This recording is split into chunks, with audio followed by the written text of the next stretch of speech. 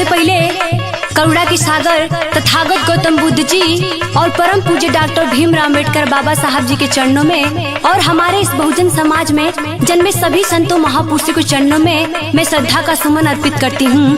मैं मिशन गायिका निशा नैना उत्तर प्रदेश के जिला गाजीपुर की धरती से आप सभी लोगों को तहे दिल से क्रांतिकारी जय भीम नमो बुद्धाय करती हूँ। देखो ली सपनावा हयोइले भवनवा बाबा जी महान,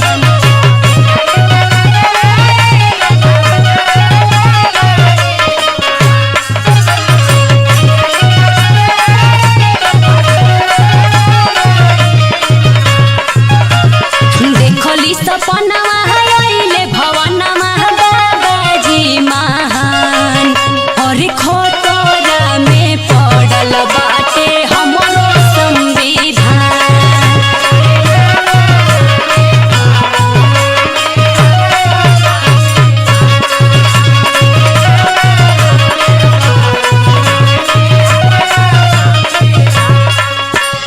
देखो ली सपनावा हयोइले भवनवा बाबा जी महान, देखो ली सपनावा हयोइले भवनवा बाबा जी महान, और खोतरा में पड़ल बाटे हमरो संविधान।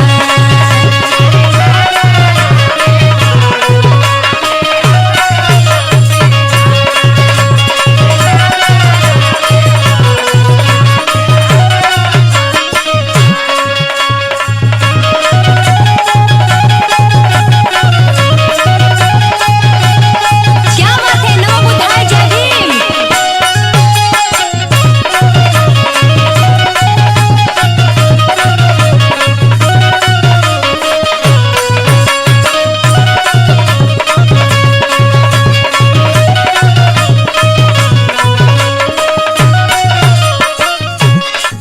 बाबा को हत रहले जल्दी से तू जागा बहुजन,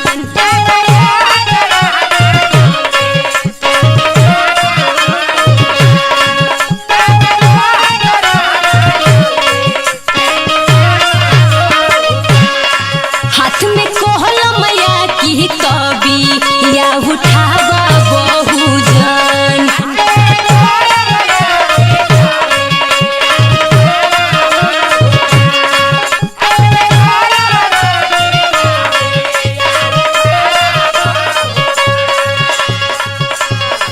बाबा को हत रहले जल्दी से तू जागा बहुजन, हाथ में कोहलमया की तभी या उठावा बहुजन।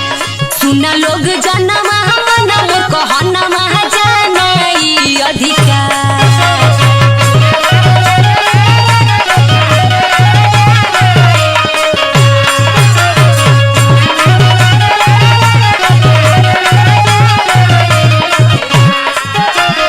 सुना लोग जनवा मनवा कहनवा जानाई अधिकार, हर खोतरा में पड़ल बाटे हमरो संविधान।